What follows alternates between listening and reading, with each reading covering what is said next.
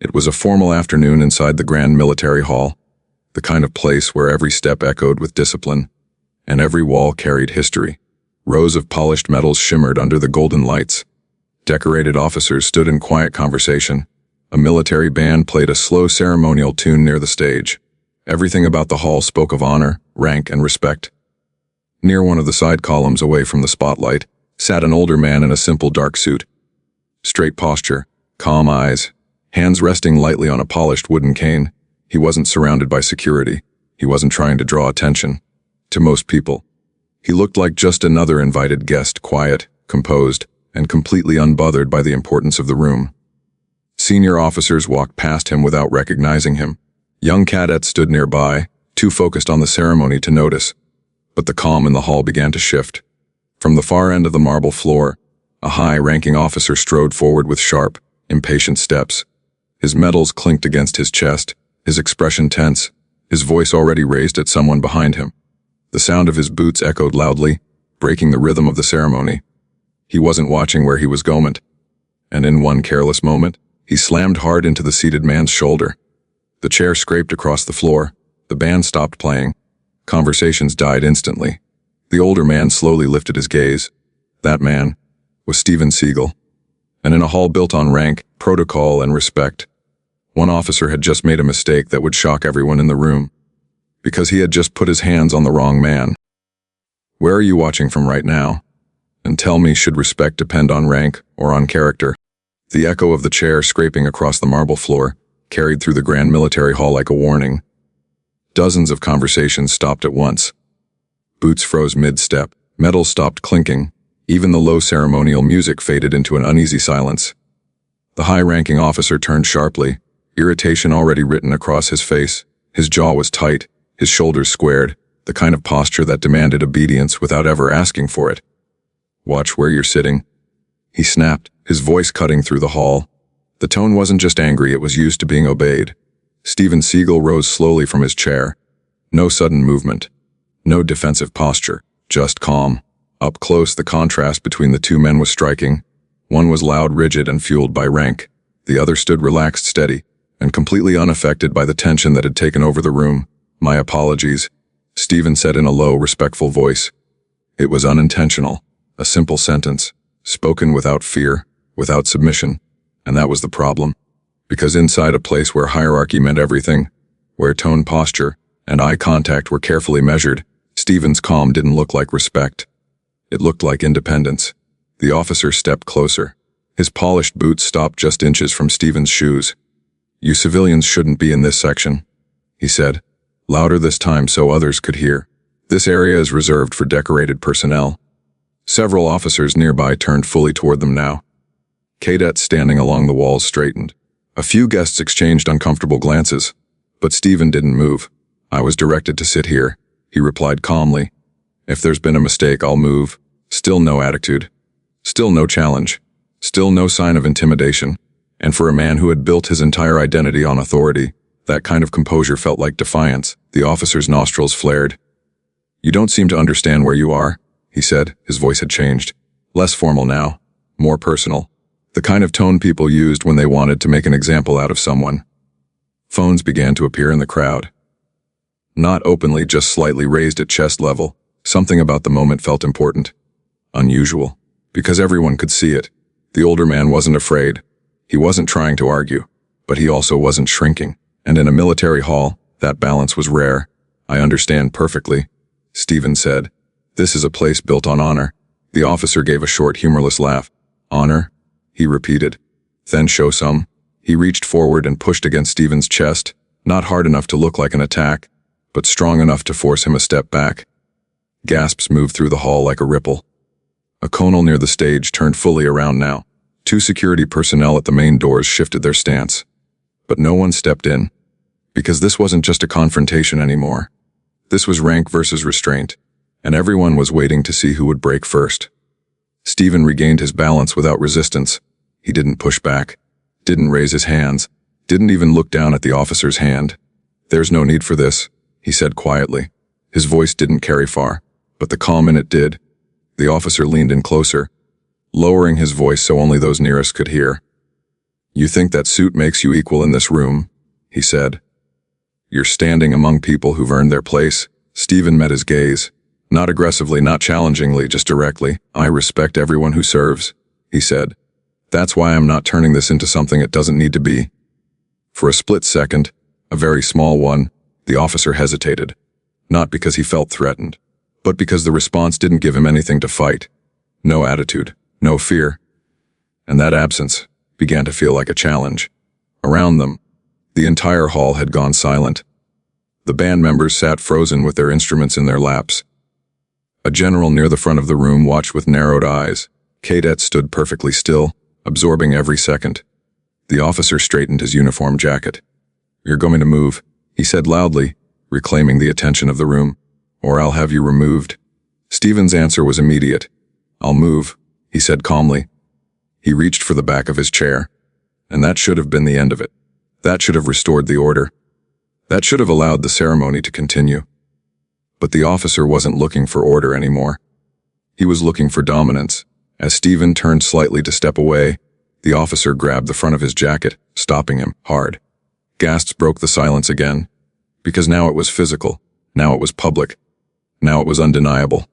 Steven slowly looked down at the hand gripping his jacket, then back up at the officer, and for the first time, his voice carried clearly through the hall. "I wouldn't do that." Not loud, not threatening, just certain, and something in the room changed. Because the calm hadn't disappeared, it had become heavier, more controlled, more final. The officer, blinded by ego and the eyes watching him, didn't let go. Instead, he pulled Steven closer. And in that moment, everyone in the Grand Military Hall knew this had gone too far. The officer's hand remained clenched around Steven's jacket, tight, possessive, the kind of grip meant to show power in front of an audience. And inside the Grand Military Hall, an audience was exactly what he had. Rows of decorated personnel were watching now.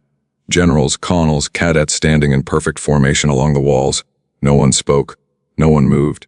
Because what had started as a small moment of disrespect had turned into something else entirely. A test. "You don't walk away from me," the officer said, his voice low but sharp enough to slice through the silence. Steven didn't try to remove the hand. He didn't look around for help. He didn't even tense his shoulders. Instead, he slowly lifted his eyes and met the officer's stare. Completely calm, and that calmness in a room built on command and obedience began to feel louder than any shout. "You're making a mistake," Steven said quietly. Not emotional, not defensive, certain. The officer gave a short, mocking laugh and pulled him a step closer so their faces were only inches apart. "A mistake?" he repeated. "You don't even know who you're talking to." Around them, the atmosphere had changed. The ceremonial order was gone. Now there was only tension. A captain near the stage whispered something to a security aide. Two senior officers exchanged a look that said this had crossed protocol. But still, no one stepped in. Because rank protected rank. And Steven had no visible rank. That was the illusion. "You're in a hall where every person has earned their place," the officer continued, raising his voice again so the entire room could hear him. "And you think you can stand here and lecture me?" Steven's expression didn't change. "I'm not lecturing you," he replied. "I'm trying to stop you from doing something you'll regret." That sentence moved through the hall like a cold wind. Not because of how it was said, but because of how it wasn't. There was no threat in it. No anger. Just certainty. And certainty without emotion is something trained soldiers recognize immediately. Phones were no longer being hidden. Now they were openly raised. Even some uniformed personnel had shifted their stance slightly, watching more like witnesses than participants. The officer noticed it too. He could feel the attention slipping. The control he thought he had over the room was weakening. So he did what people do when they're losing authority in public. He got louder. "You think I care who you are?" he snapped. "You think your calm attitude impresses anyone here?" He released Steven's jacket only to shove his shoulder again, harder this time. A collective gasp filled the hall. Steven moved half a step with the força, then stopped, balanced, grounded, still calm, and that was the moment something changed in the crowd. Because now it was clear, this wasn't about enforcing rules, this was personal. Steven adjusted his jacket slowly, smoothing the fabric where it had been grabbed. A small movement. Deliberate. Controlled. Then he looked directly at the officer again. His voice was softer than before, but it carried farther. "I'm giving you one last chance to step back. For the first time, just for a fraction of a second, the officer hesitated. Not out of fear, out of confusion. Because nothing about this man matched the situation. No anger, no attempt to defend himself, no appeal to authority. Just absolute composure, and in a hall full of men trained to read body language in combat, that composure was louder than a warning siren. But ego is a powerful thing, and being watched by an entire military audience made backing down impossible. The officer leaned in again, his face inches from Steven's. "You don't give orders here," he said. "I do." Then, deliberately slowly, he reached forward and placed his hand flat against Steven's chest. Not a shove, not a push. A gesture meant to humiliate, to show ownership of the space between them. Gasps echoed again, because everyone knew. That contact had crossed from confrontation into disrespect. Steven didn't remove the hand, didn't step back, didn't even look down at it. He just spoke. "I tried to stop this for your sake." That sentence landed heavier than anything before it. The officer smirked. The kind of smirk people wear when they think they've already won. "You don't get to talk in this hall," he said. "You listen." Then he raised his hand. Not fast, not in anger, but in a calculated motion meant to end the moment with dominance. And every person in that grand military hall knew. The next second would define everything, because the line between authority and abuse had just been crossed, and there was no way to uncross it. At this moment, should someone have stepped in, or was Steven's calm control the real power? "Tell me, what do you think the officer is about to do next?" The officer's hand was already in motion. Slow, deliberate, certain. For a split second, it felt like the entire grand military hall stopped breathing. Every decorated chest, every polished boot, every row of perfectly aligned medals, frozen in place. The band members sat motionless, their instruments resting in their laps. Cadets along the walls held their posture, but their eyes had shifted. Even the senior commanders near the front of the hall were no longer watching the ceremony. They were watching this. Because everyone knew what was about to happen, and no one could stop it without breaking protocol. The officer's palm struck Steven Seagal across the face. The sound echoed through the hall like a rifle shot, sharp, loud, final. A collective gasp followed instantly, not loud, but powerful enough to fill the massive chamber. Somebody in the back dropped a program. It hit the floor with a sound that felt too big for the silence that followed. No music, no footsteps, no commands, just stillness. The officer lowered his hand slowly, a smirk already forming on his face. He turned slightly, as if to make sure others had seen it, as if the act itself had restored his authority, but the reaction he expected never came. Because Steven didn't move. He didn't touch his face. He didn't step back. He didn't raise his hands. He didn't even blink. He simply turned his head back to center and looked at the officer. Calm. Completely calm. And in that moment, something inside the hall shifted. Every trained soldier in that room understood one thing. That was not the reaction of a weak man. That was control. Pure control. The officer's smirk faded just slightly. Only slightly.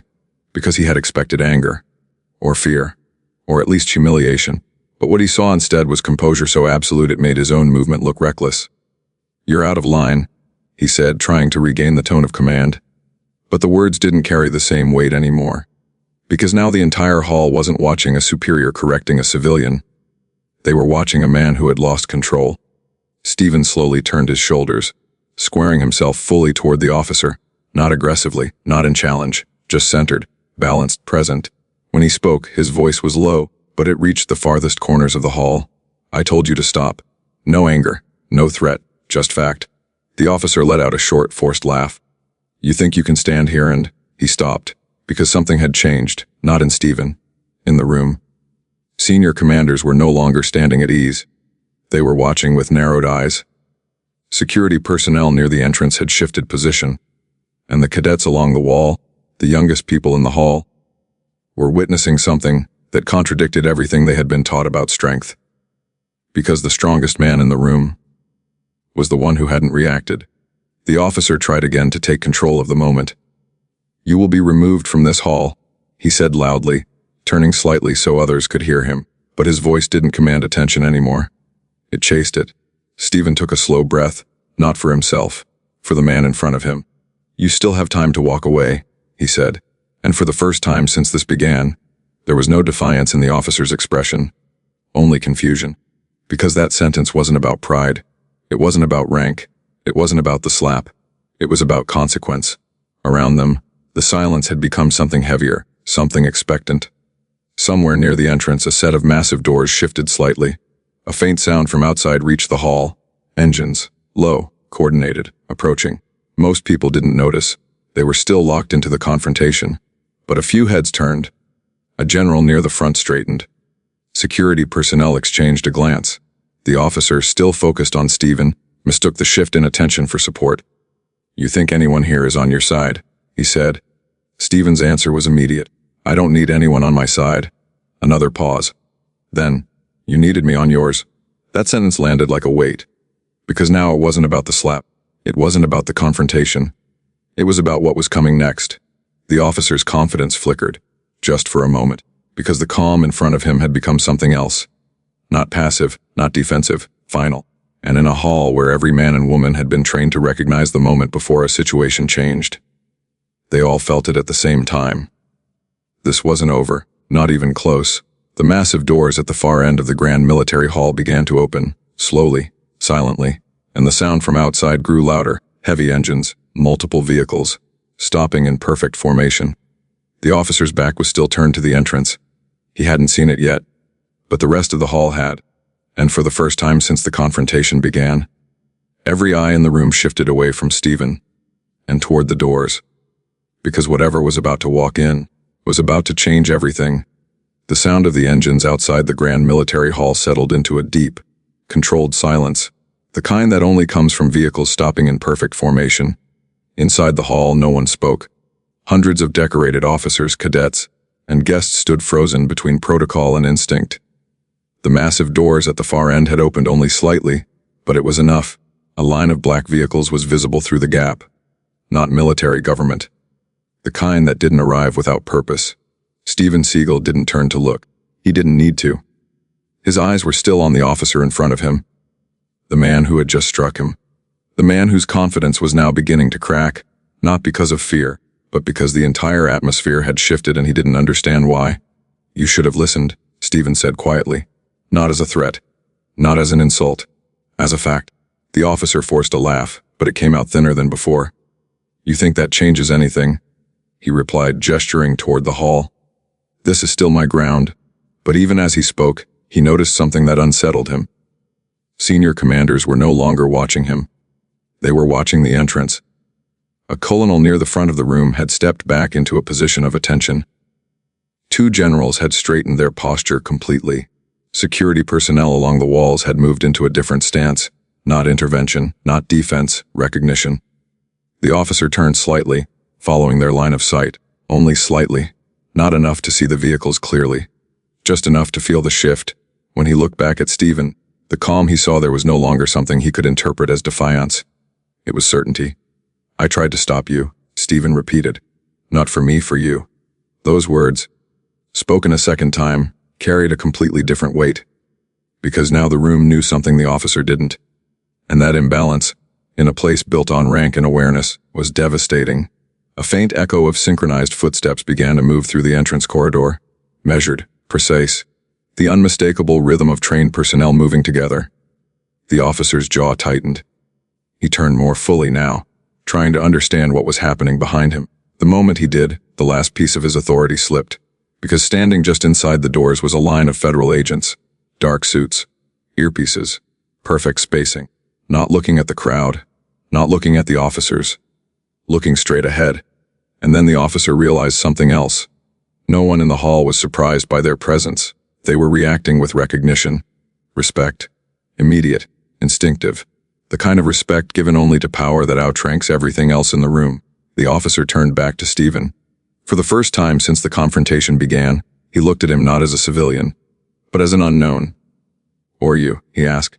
The question came out lower than he intended. Steven didn't answer. Instead, he adjusted the sleeve of his suit where it had been wrinkled by the grab earlier, the same controlled movement, the same calm. "You still have time to step back," he said. But now it wasn't a warning, it was an offer.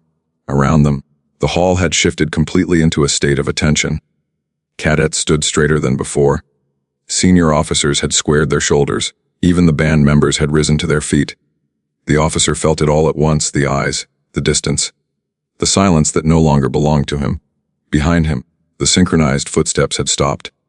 Someone had entered the hall, not quickly, not loudly, but with a presence that pulled the entire room into alignment. The officer didn't turn immediately, because turning would mean acknowledging that he had lost control of the moment. And for a man who had built his identity on command, that was the hardest movement to make. Steven finally shifted his gaze past him, not to the agents, to the person walking between them, and for the first time since the slap, there was the faintest change in his expression, not anger, not satisfaction, recognition, respect. The officer saw it, and that was what made him turn. Because if the calmest man in the room had just acknowledged someone else's presence, then whoever had entered outranked everything he thought he was. As he began to turn, the last fragments of his confidence disappeared, because the entire grand military hall had already come to attention, not by command, by instinct. And in that moment, he understood something with absolute clarity. The situation he thought he controlled had ended minutes ago. He just hadn't known it yet. The real authority had arrived, and it hadn't come for him. The officer turned, and the moment he did, everything he believed about control, rank, and authority collapsed at once. The entire grand military hall was standing at attention, not casually, not ceremonially. Perfect posture, locked forward, absolute silence. The kind of silence that only happens when someone with real power enters the room. A single man was walking down the central aisle between the rows of decorated officers. Dark suit, measured steps, unmistakable command in the way the federal agents moved behind him, not leading him, but following. No announcement had been made. None was needed. Because every senior commander in that hall already knew who he was. The officer's breath caught in his throat. The man stopped directly in front of Steven Seagal, and for the first time since this began, Steven moved first, not defensively, not emotionally. He gave a small, respectful nod. The man's voice broke the silence. It didn't. You all right? It didn't echo. It didn't need to. The word Dad hit harder than any order ever given in that hall. A ripple moved through the entire room. Some cadets glanced at each other in disbelief. A colonel lowered his gaze. Even the generals standing near the stage shifted their weight. Because now everyone understood. The man the officer had shoved, grabbed, and struck was not just a guest, not just a civilian. He was the father of the Chief of Homeland Security, in the most formal military hall in the country, in front of every ranking officer present. The officer's face drained of color.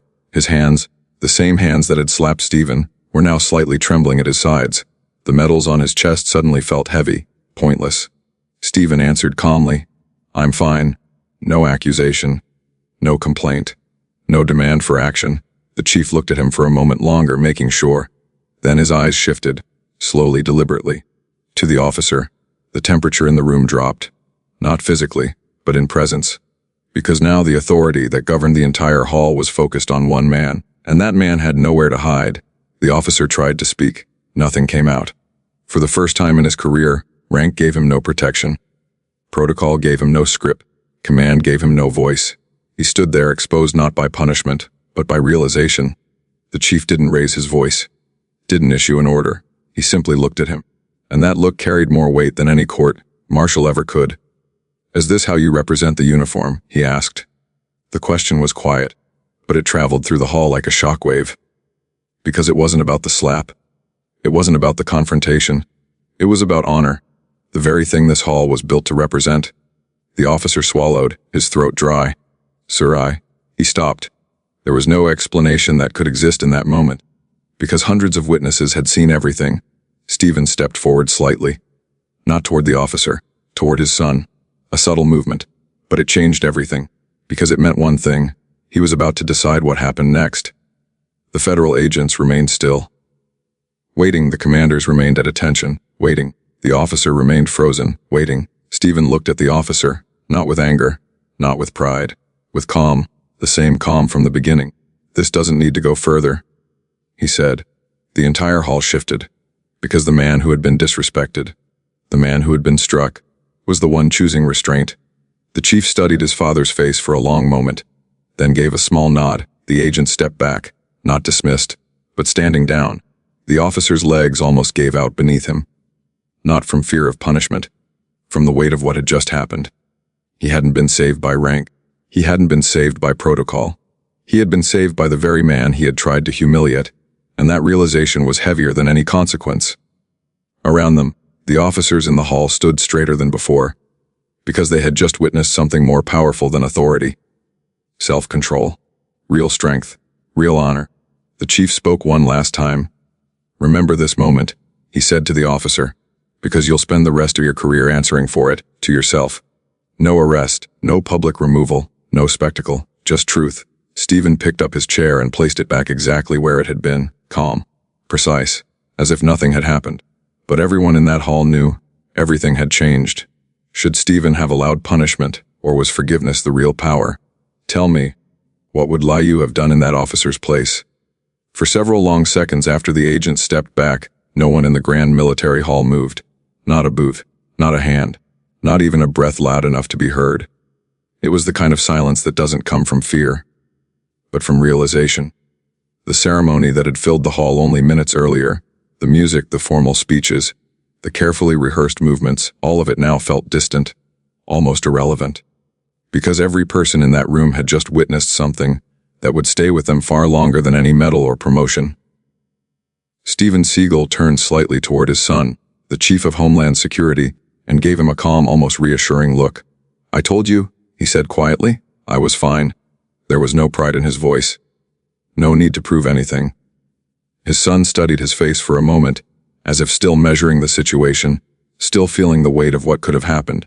Then he gave a respectful nod, not as a superior, not as an official, but as a son, and stepped back. That single step back sent a powerful message through the hall. This was no longer about authority. This was about character. The officer who had started everything was still standing in the same place, but he no longer looked like the same man. His shoulders, once rigid with command, had lowered. His eyes were no longer sharp with control. They were unfocused, searching for somewhere to rest that didn't exist. Because for the first time in his career, he wasn't being judged by rank. He was being judged by his actions, and more painfully than that, by his own conscience. Steven turned toward him, not quickly, not dramatically, just enough so they stood face to face again, but now in a completely different reality. The power between them had shifted without a single strike. "I meant what I said earlier."